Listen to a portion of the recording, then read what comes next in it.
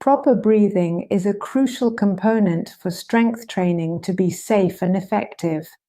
However, many people tend to overlook it, focusing solely on exercise technique or the amount of weight used. One of the most widespread recommendations is to exhale during the lifting phase or the concentric phase of a movement. But why is it so important to follow this advice?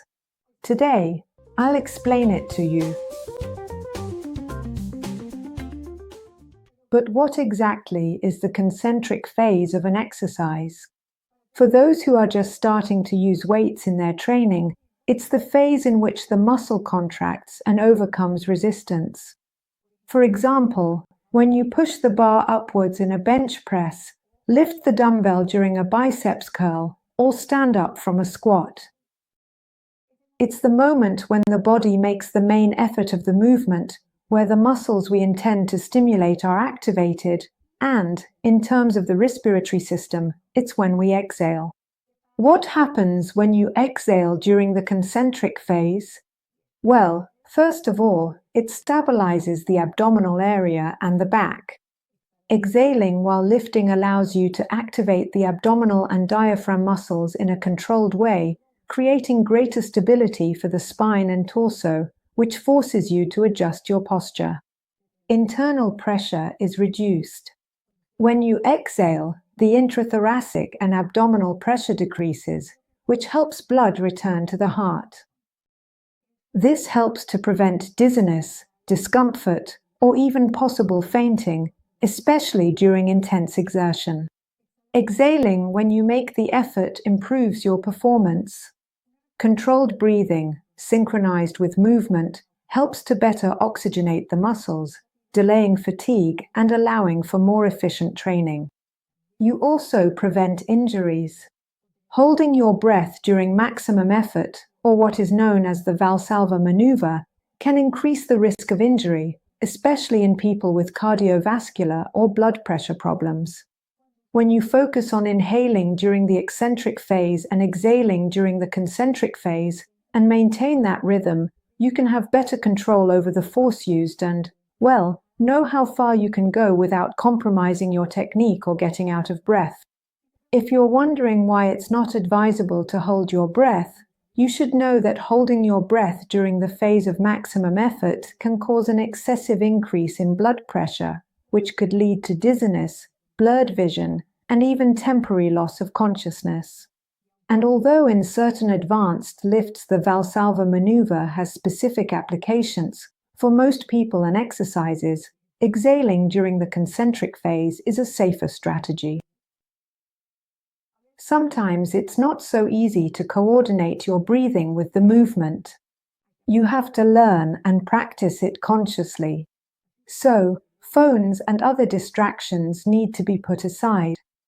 First, take a deep breath before starting the movement. Then, as you perform the concentric phase or the lift, exhale in a controlled manner and hold for a second at the point of greatest contraction without going past that point or altering your posture. Then, during the eccentric phase, that is, the lowering or return to the starting position, which should also be done in a controlled manner, inhale again.